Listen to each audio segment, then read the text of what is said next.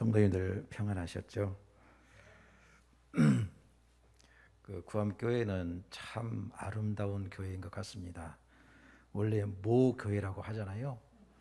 교회는 어머니의 품과 같은 곳이다 했는데, 제가 오늘 와서 같이 찬양을 부르며 예배를 드리는데 정말 어머니 품과 같은 그런 교회다, 그런 생각이 듭니다.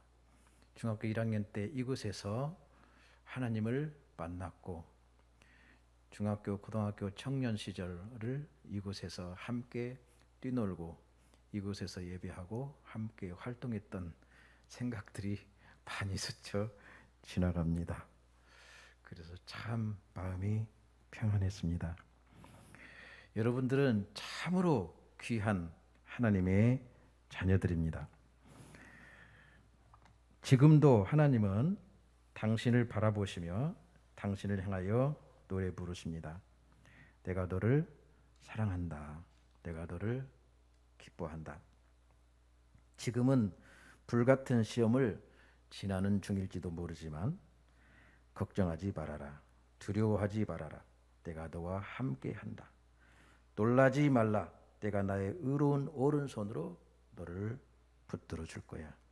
난 너의 상처도 알고 아픔도 다 안다. 내가 너를 구원하였고 내가 너를 지명하여 불렀나니 너는 내 것이다. 우리가 정말 주님을 온전히 믿고 그분을 의지하면 우리는 이미 강한 자들이며 우리는 이미 승리한 자들입니다. 만일 하나님이 우리 편에 서 계시면 누가 우리를 대적할 수 있습니까? 그 어떤 것도 우리를 넘어뜨릴 수 없습니다. 하나님은 당신 편이십니다. 하나님의 자녀들은 절대로 망하지 않습니다. 할렐루야. 저는 오늘 그 본문 말씀을 통해서 아름다운 섬김이라는 제목을 가지고 함께 은혜를 나누기를 원합니다. 그 한 율법사가 선생님, 어떻게 해야 영생을 얻을 수 있습니까? 어떻게 살아야 내가 하나님 나라에 들어갈 수 있습니까? 이렇게 물었습니다. 니고데모라는 사내들인 공회원도 밤중에 예수님을 찾아와서 한 질문이 어떻게 해야 하나님 나라에 들어갈 수 있습니까? 였습니다. 그리고 믿음이 좋았던 한 부자 청년도 예수님께 나와서 이렇게 질문했습니다. 제가 영원한 생명을 얻으려면 어떤 선한 일을 해야 합니까? 지난번에 그 대학교 동창 친구를 만났는데요. 부인이 교사로 은퇴한 자매입니다. 믿음이 참 좋은 자매인데 몇 년 전에 유방암 수술을 했습니다. 그 자매가 이런 간증을 하더라고요. 내가 정말 수술실에 들어가기 전에 내가 죽어서 나올 수도 있는데 그때 머릿속에 떠오른 첫 번째 질문이 내가 지금 죽으면 하나님 나라에 정말 들어갈 수 있을까? 라는 질문이었다고 합니다. 오늘 본문에 율법사에게 주님은 이렇게 대답하십니다. 네가 영원한 생명을 얻으려면 계명을 지키라. 계명을 지키라. 그리고 내 이웃을 내 몸처럼 사랑하라. 이렇게 대답하셨습니다. 우리가 광야 같은 한평생을 살아가면서 우리 인생의 가장 본질적인 문제가 무엇인가? 우리가 추구해야 될 인생의 가장 중요한 목표는 무엇일까? 라는 질문을 가지고 우리는 살아갑니다. 제가 세브란스 병원에 4월 달에 입원했을 때 옆에 나이가 지긋한 두 할머니가 서로 대화하는 것을 그냥 들려서 들었습니다. 엿들은 것은 아니고. 근데 그 한 할머니가 자기는 젊어서 너무나 고생을 많이 했다는 거예요. 그런데 지금은 서울에 5층짜리 건물을 소유하고 있고 그 건물에서 나오는 세만 받아도 지금은 살만하게 되었다는 거예요. 이제 먹고 살만하니까 암이 걸려서 지금 병원에 와 있다는 거예요. 그러면서 그분이 이런 말을 하더라고요. 쓰다, 쓰다, 인생 쓰다, 참 인생 쓰다. 어떻게 그렇게 시적인 언어를 써가면서 그런 말을 하는지 제가 외웠습니다. 그렇다면 이 쓰디 쓴 광야 같은 인생을 살아가는 동안 우리가 추구해야 될 제1 인생의 목적은 무엇인가?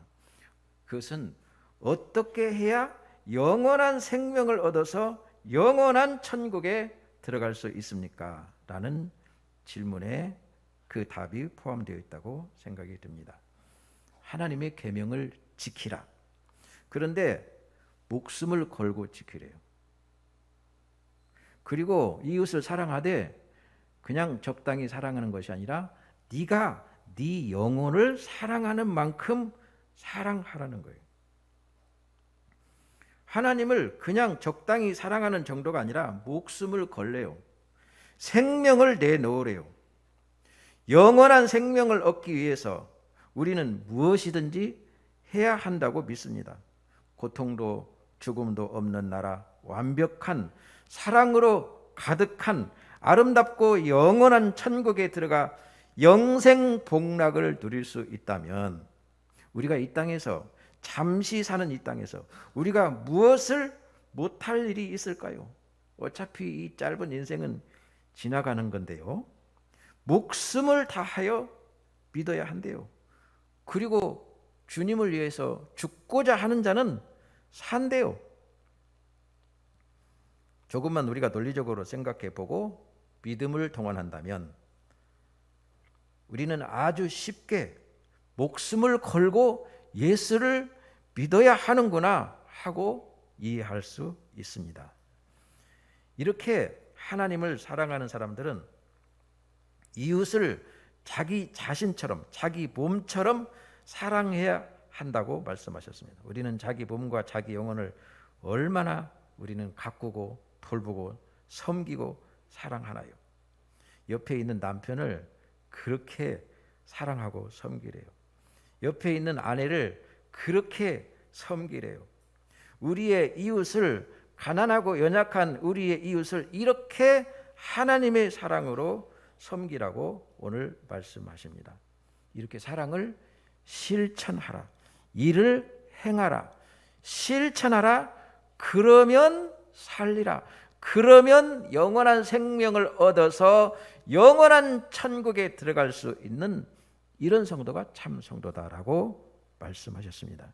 근데 이 율법사가 또 묻습니다. 그러면 구체적으로 어떻게 이웃을 사랑하는 것이 참 섬김입니까? 그래서 주님께서 아주 구체적으로 예를 들어서 설명해 주십니다. 한 사람이 길을 가다가 강도를 만났어. 많이 두들겨 맞고 돈도 빼앗기고 피투성이가 되어 거의 죽게 되었고 길거리에 버려져 있었어. 누가 도와주지 않으면 이 사람은 죽을 수밖에 없는 상황이었어. 그런데 한 제사장이 지나가다가 가까이 가서 보았어. 이 상황을 정확히 알았어. 아, 내가 돕지 않으면 이 사람은 죽겠구나. 그런데 그냥 지나가 버렸어. 이 사람 정말 예수 믿는 사람 맞니? 두 번째 레위인이 지나가다가 역시 똑같이 그 상황을 정확히 보았고 알았고 한 사람이 죽어가는 것을 보았어. 그런데 그도 그냥 지나가 버렸어. 자기가 돌보지 않으면 이 사람이 죽는다는 것을 알고도 그냥 지나갔어. 살인 방죄지? 이 사람 정말 하나님을 예배하는 성도, 구원받은 참 성도라고 생각하니? 제사장이나 레위인이나 다 유대인들입니다. 하나님을 믿는 사람들이며 스스로 자기들은 신앙심이 깊고 경건한 사람이라고 여기는 어떻게 보면 종교 지도자들이었습니다. 그런데 강도를 만나 죽어가는 사람을 보고도 그냥 지나가 버렸습니다. 아마도 구약 율법에 성전 제사 의식에 참여하려면 시체를 만져서는 안 됩니다. 시체를 만지면 부정하게 되니까 그런 율법 때문이었던 것 같아요. 주일에 예배를 드리러 가는데 길에서 어떤 사람에게 위급 상황이 벌어졌습니다.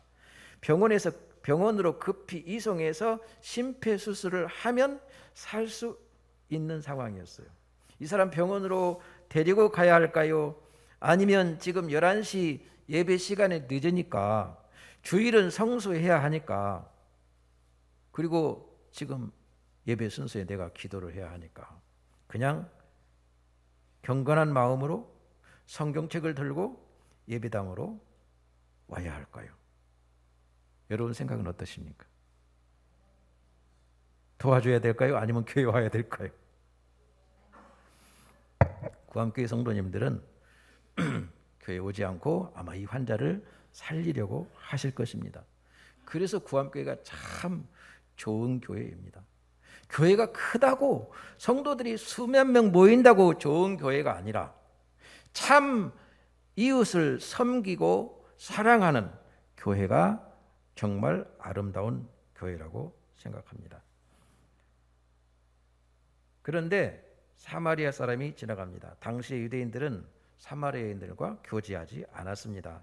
유대인들에게 사마리아 사람들은 부정한 사람들이었어요. 이미 이방인들과 피가 혼혈되어서 더럽혀진 사람들이었어요. 그래서 말도 하지 않습니다. 그런데 이 착한 사마리아인이 이 상황을 보고, 한 영혼이 죽어가는 것을 보고 긍휼한 하나님의 마음을 갖고 그를 살려야겠다. 사람을 살려야지.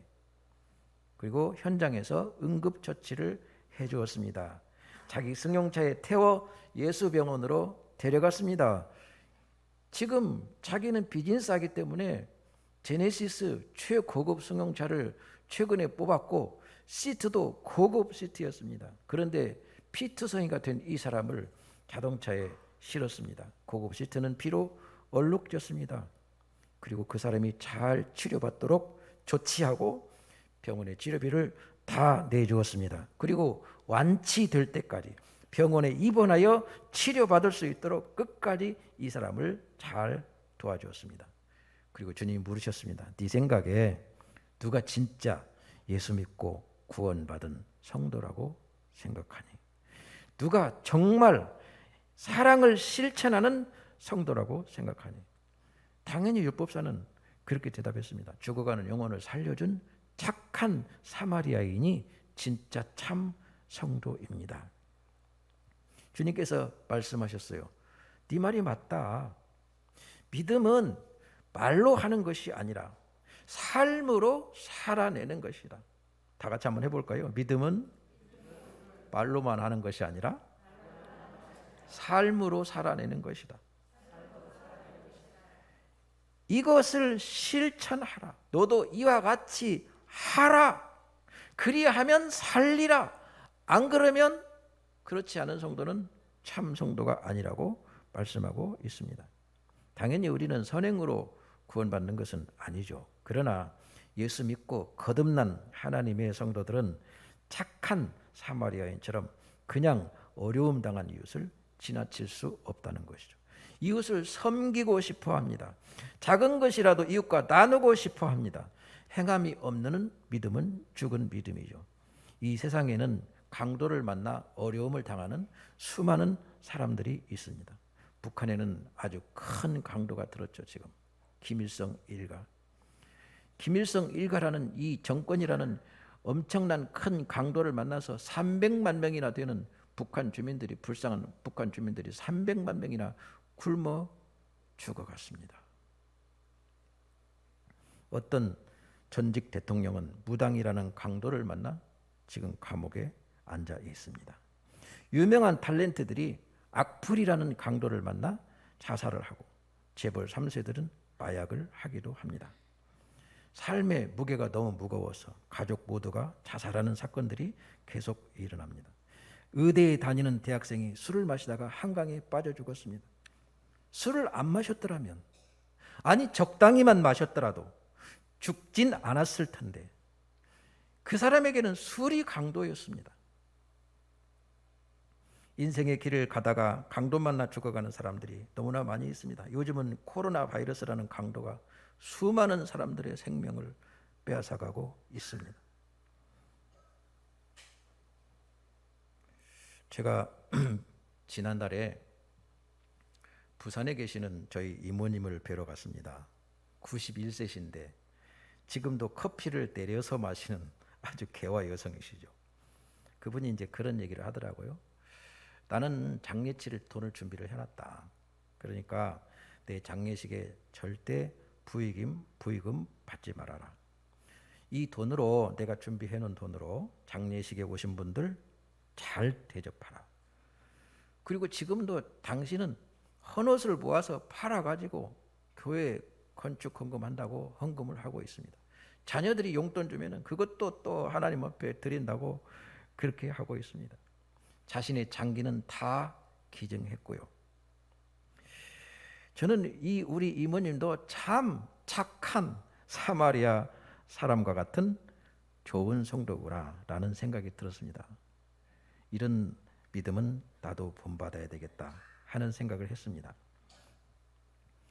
저는 참 부족하고 어떻게 보면 부족한 것이 많은 사람인데, 하나님이 더 가서 외국에 가서 복음을 전하라 이렇게 부르시더라고요.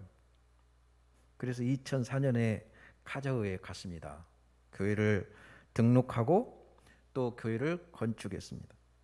청소년들을 모아 복음을 전하고 지금까지 사역하고 있습니다. 그 땅은 무슬림 지역이어서 기독교에 대해서 아주 적대적이고, 또 러시아 사람들이 약 20% 정도 함께 섞여 살고 있습니다. 그래서 정교회가 도시마다 세워져 있는데, 이 정교회 교인들은 우리 기독교인들을 아주 우습게 여깁니다.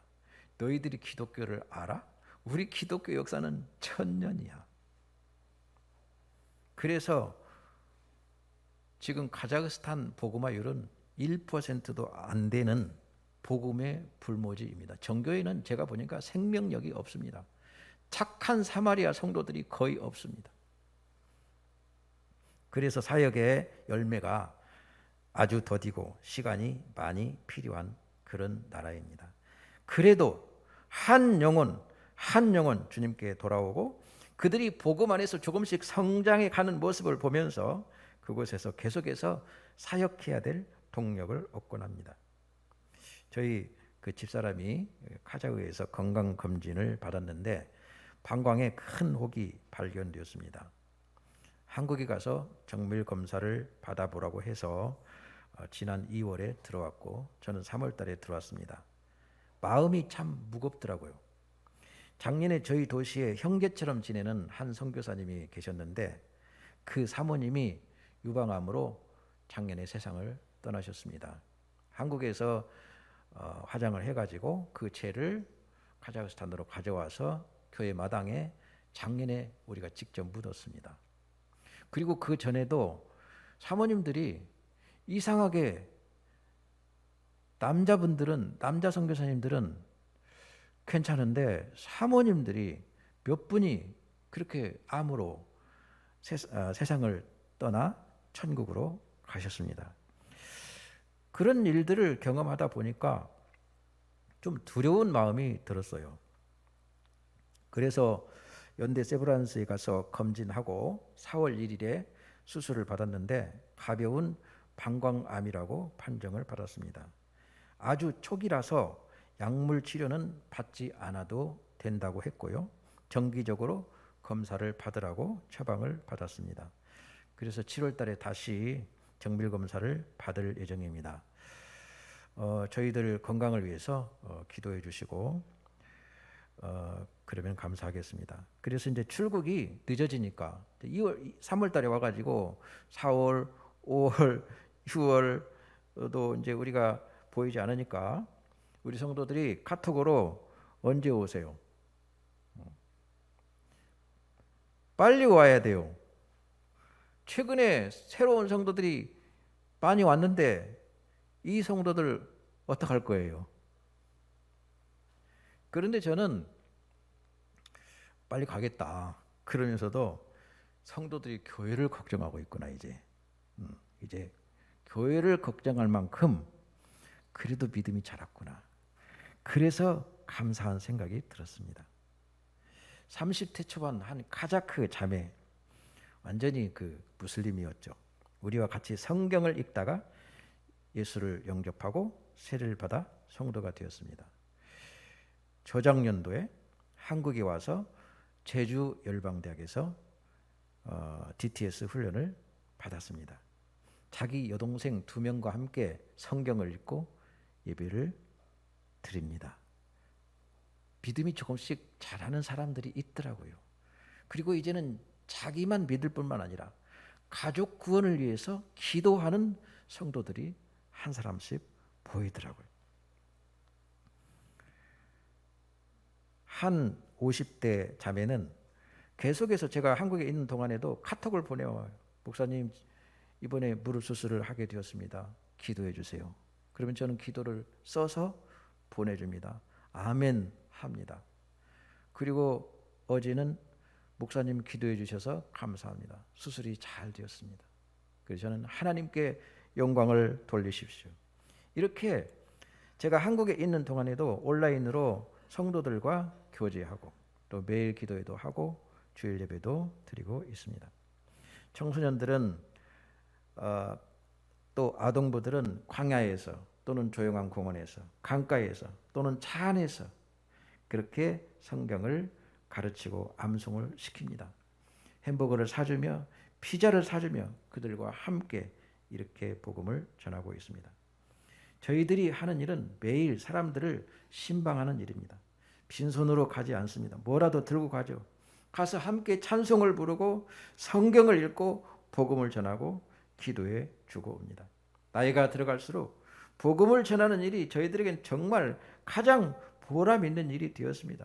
복음 전하는 사명이 있어서 60대 이후에도 열심히 살아야 되겠다. 복음을 전하는 사명이 있어서 운동도 해야 되고 건강도 챙겨야 되겠다. 여러분 건강 챙기십시오. 열심히 운동하십시오. 죽기 아니면 살기로 운동도 하십시오. 안 그러면 요양원에 가야 됩니다. 복음을 전하는 사명이 있어서 삶의 동력도 없고 에너지도 없고 기쁨도 없습니다. 마귀라는 강도를 만나 얻어맞고 옷을 빼앗기고 지옥 가는 영혼들을 잘 돌보고 섬기며 돌이켜 가는 길을 돌이켜 천국으로 가도록 인도하는 일은 정말 세상에서 가장 시급하고 중요한 사랑의 실천이라 믿습니다. 나는 우리 구암교회 성도들이 이 착한 사마리아인처럼 사랑을 실천하며 복음을 전하는 성도들이 다 되었으면 좋겠습니다. 사랑하는 구암교회 성도님 여러분, 지금까지 참 수고하셨습니다. 교회를 충성스럽게 잘 봉사했습니다. 여성분들은 지금까지 자녀를 출산하여 잘 키워주셨고 남편 뒷바라지 해주셨고 교회를 충성스럽게 섬겨주셔서 감사합니다. 남편들은 먹여 살린다고 얼마나 또 세상에서 힘들게 수고하십니까? 우리 성도들 중에는 자신이 농사를 지어 이웃과 함께 나누겠다는 분도 계십니다. 어르신을 나이 드신 어르신을 승용차로 매주 모셔다 드리는 분도 있습니다. 성도가 어려움을 당할 때 많은 도움을 주었다는 간증도 들었습니다. 삶의 무게가 너무 무거워 많이 힘들어도 절망하지 않고 꿋꿋이 믿음을 지켜나가면 이 굳건한 믿음이 또 다른 힘든 성도들에게 큰 힘과 용기를 줍니다. 육체의 연약함을 믿음으로 잘 버티고 이겨내면 이 또한 우리 교회 공동체의 큰 교훈이 되고 믿음의 유익이 됩니다. 이런 모습들이 우리 구암교회 성도들의 모습입니다. 어린이집을 통하여 지역사회를 섬기는 일도 참 중요하다고 생각됩니다. 특히 다문화 가정을 잘 섬기면 좋겠습니다. 그들은 하나님이 한국으로 보내주신 선교지일지도 모릅니다. 그들을 섬기는 것이 곧 선교지로 가는 일일 수도 있습니다. 한국교회가 과도한 재정을 들여 건축하는 일에 집중하지 말고 그 재정으로 이렇게 이웃을 섬기고 지역을 섬기고 사랑을 실천하면 더 좋겠다는 생각을 해봅니다. 여러분 구역 모임에 다 참여하십시오. 교회 안에 소그룹 모임이 참 중요합니다. 어떻게 하면 한 사람이라도 더 데려올까? 어떻게 하면 그들을 섬겨서 하나님의 사람으로 이렇게 성장하도록 도울까? 이렇게 힘써야 합니다. 구역이 부흥되어야 교회가 부흥합니다. 교회의 부흥을 위하여 정말 간절히 기도하십시오. 마귀라는 강도를 만나 피를 흘리며 죽어가는 사람을 살리는 사랑의 실천이 바로 전도입니다. 저희도 구암교회를 통해서 많은 섬김을 받고 있습니다. 정말 감사합니다. 하나님의 큰 은혜입니다. 당신의 그 섬김이 하늘에서 해같이 빛나리, 당신의 그 사랑이 천국에서 해같이 빛나리 주님이 기억하시면 좋하리. 예수님 사랑으로 가득한 모습, 예수님 섬김으로 가득한 구암교회. 우리 주님은 수건을 친히 허리에 차시고 제자들의 발을 씻겨 주셨습니다. 더럽고 냄새나는 우리들의 발을 친히 씻겨 주셨습니다. 그리고 너희들도 이렇게 서로를 섬기라고 부탁하셨습니다. 하나님 나라는 자신을 높이는 나라가 아니라 자신을 종으로 머슴처럼 낮추고 이웃을 사랑하는, 이웃을 섬기는 나라라고 하셨습니다. 하나님 나라의 백성은 자기를 낮추고 남을 높이며 섬기는 나라, 하나님 나라는 사랑의 나라입니다. 우리는 작은 것부터 이 하나씩 하나씩 섬김을 실천해 나가면 좋겠습니다. 작은 것부터 나누기, 처음부터 많이 하려고 하면 어려울 수 있습니다. 작은 것부터 하나씩 하나씩 이렇게 우리의 성도들을 섬기고 이웃을 섬기고 지역을 섬기고 가정을 섬기면 좋겠습니다. 가장 높으신 우리 주님이 제자들의 발을 씻겨 주셨습니다. 나는 섬김을 받으려고 온 것이 아니라 나는 너희들을 섬기기 위해 왔다. 그리고 죄로 인하여 죽을 수밖에 없는 우리를 구원하기 위해 아낌없이 십자가의 자신을 제물로 내어주셨습니다. 그 대가로 우리는 영원한 생명을 얻어 천국에 들어갈 영원한 소망, 참 소망, 진짜 소망을 갖게 되었습니다. 그리고 주님은 이렇게 부탁하셨습니다. 너희도 사마리아인처럼 섬김을 실천하라. 사랑을 실천하라. 구원받은 성도는 이렇게 사랑으로 섬기고 싶어 합니다. 섬기는 것이 기쁨이 되고 섬기는 것이 행복이 됩니다. 누구든지 하나님을 사랑하노라 하고 그 형제를 미워하면 이는 거짓말하는 자니 보는 바 그 형제를 사랑하지 않고 어떻게 하나님을 사랑할 수 있겠습니까? 우리가 이 계명을 주께 받았습니다. 하나님을 사랑하는 자는 그 형제를 사랑하고 섬겨야 합니다. 이렇게 사랑의 섬김을 잘 실천하는 성도가 하나님 나라에 들어가기에 합당한 자들이라고 말씀하십니다. 너희들의 그 아름다운 섬김이, 구암교회 그 아름다운 섬김이 하늘에서 상급이 되고 해처럼 빛날 것입니다. 그때 임금이 오른편에 있는 자들에게 이르시되 내 아버지께 복받을 자들이여 나와 창세로부터 너희를 위하여 예비된 하나님 나라, 할렐루야, 하나님 나라, 킹덤 오브 갓, 최고의 소망, 최후의 목표, 그것은 우리가 영원한 생명을 얻어 영원한 하나님 나라에 가서 영생 복락을 누리는 것인데 하나님이 이렇게 칭찬하셨습니다. 내가 줄일 때에 너희가 먹을 것을 주었고 목마를 때에 마시게 하였고 나그네 되었을 때 영접하였고 벗었을 때 옷을 입혔고 병들었을 때에 와서 돌아보았고 옥에 갇혔을 때 와서 보았느니라. 이에 의인들이 대답하여 그래 주여 우리가 어느 때에 주님이 줄이신 것을 보고 공개하였으며 목마르신 것을 보고 마시게 하였나이까. 어느 때에 나그네 되신 것을 보고 우리가 주님을 영접하였으며 주님이 벗으신 것을 보고 언제 옷을 입혔습니까? 어느 때에 병드신 것이나 주님이 옥에 갇히신 것을 보고 가서 비었나이까 하리니 임금이 대답하여 가로되 내가 진실로 너희에게 이르노니 너희가 여기 내 형제 중에 지극히 작은 자, 병든 자, 가난한 자, 연약한 이웃, 지극히 작은 자에게 한 것이 곧 내게 한 것이니라. 가난한 이웃을 섬기는 것이 곧 주님을 섬기는 자입니다. 여기 보니까 가정과 지역사회를 사랑과 은사로 섬겨 변화시키는 섬김 공동체, 이런 공동체가 되었으면 좋겠습니다.